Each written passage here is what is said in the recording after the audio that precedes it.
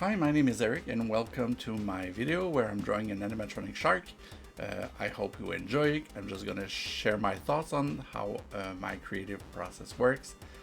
Here, this robot shark, I didn't know exactly the vibe I was going for, so I'm going with basically it's like a hybrid of Pac-Man and the T-Rex.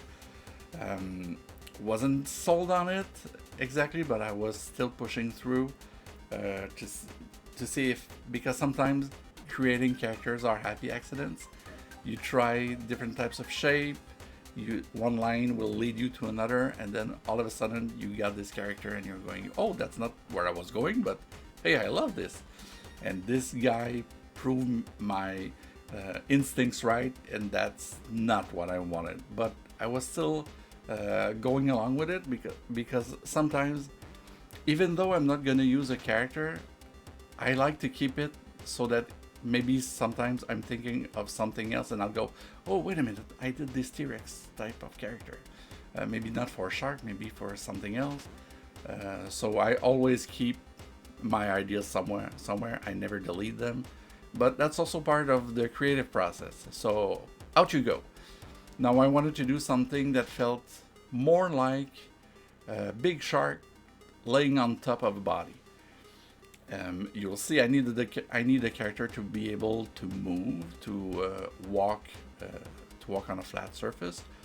Um, the basic idea is that this big guy is going to be hiding inside a ball pit, so you will see the top of the shark come out, and then eventually you see it rise up, and you see this big monstrous thing. It's inside a pirate themed cove, so I'm gonna try and put some pirate stuff on him. So there you go, he's got a hook.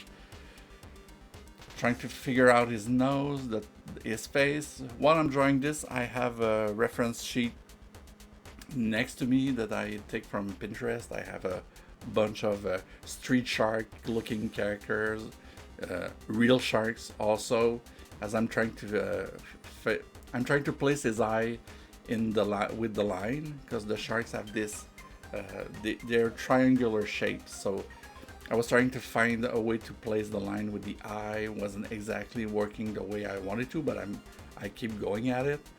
The thing that I really like about sharks is that um, usually by shapes, it will tell you about a character. Like if a character has a lot of round shapes, it will make them look more gentle, nice.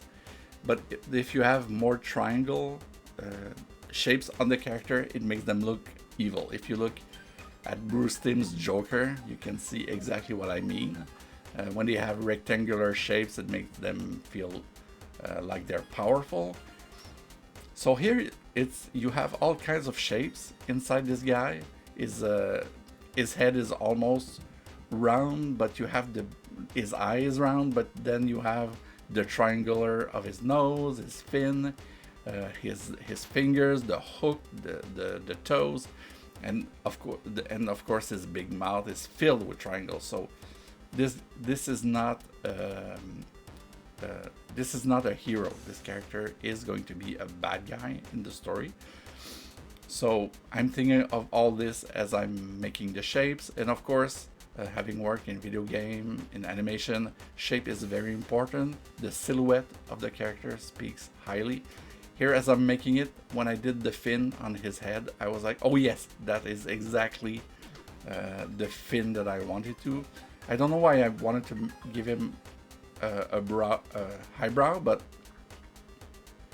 I think it's not a real character. So the more you can give him, so that he can have expressions.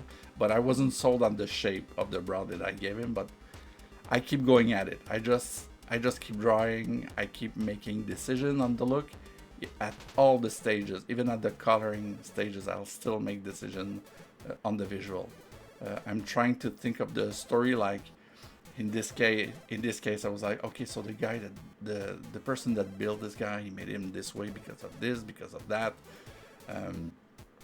It's always about finding the story, finding the voice of the character that you're drawing. and that's very important to me. Lots of happy accident. I wasn't happy with the tail in the back like this. As you'll see in the next step, I changed it. I put it right back on his head, and it was becoming more and more apparent as I was drawing the character that, yeah, it's a big shark on top of a robot body. Robot shark on robot body. But I didn't know exactly how it would all fit, so as I'm drawing, as I'm making decision, these things happen. Even here, while I'm doing the inking, I'm gonna simplify some aspect of the character. Here I made the eyebrow bigger. I didn't like the little tiny brow on the big guy. Yeah, so this is the fun part where you're adding details. The character is really coming to life. One of the magic of Clip Paint Studio that I'm using, you might be wondering how the lines are disappearing quickly. It's because I'm inking with vector line. So whenever there's a line that goes over the other, you can just pass over it with the eraser and it will just remove it. So that's one of the great strengths of this program, which is fun for people who are inking digitally inside this program. So yeah, that is a very fun part of the process. He's taking life, removing some lines that I feel are not practical. I just remove it. Here you can see I put some clothes on him. Now there we go. That's the big guy inked, fully inked. I've added a knife, put a little silhouette of a character next to him to relate to the size of the character. Now here is the color process. This is how I work. I'm not saying that what I'm doing is the right thing, as I've never felt like color was 100% my specialty, but I'm doing my best. Here I'm just gonna spray color quickly over it because I want to have a general feeling of how it's gonna pop out.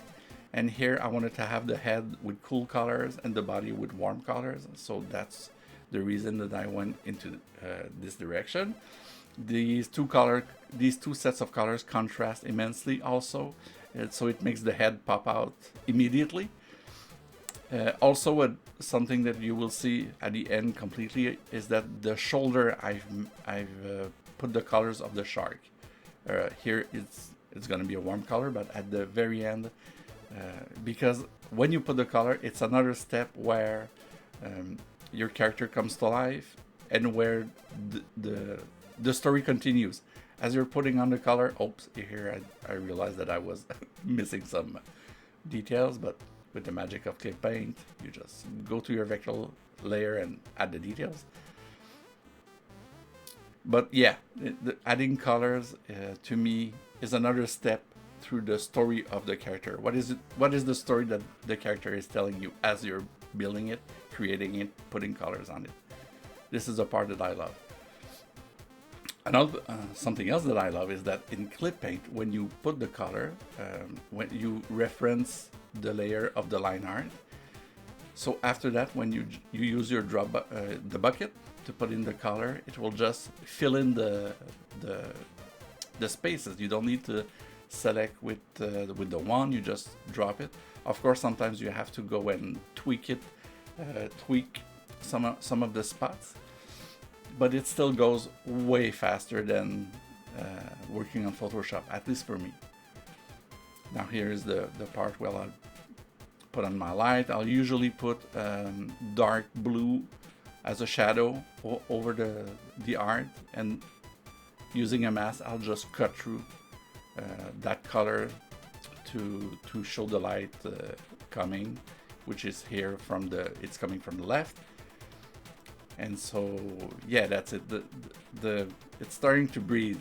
The character is really starting to breathe at this point. I really enjoy this part. It's creating art. Sometimes it feels like you're driving and you don't know where you're going, and then you make a turn and you go, oh no, that's not the right way, so you come back, you go in another direction. It's driving blind for a bit, and then all of a sudden there's this magic that happens where you're like, oh, I know exactly where I'm going. this is where I'm going.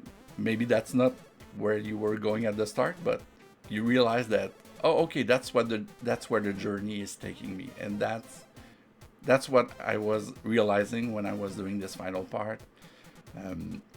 I was very happy with how the character was turning out.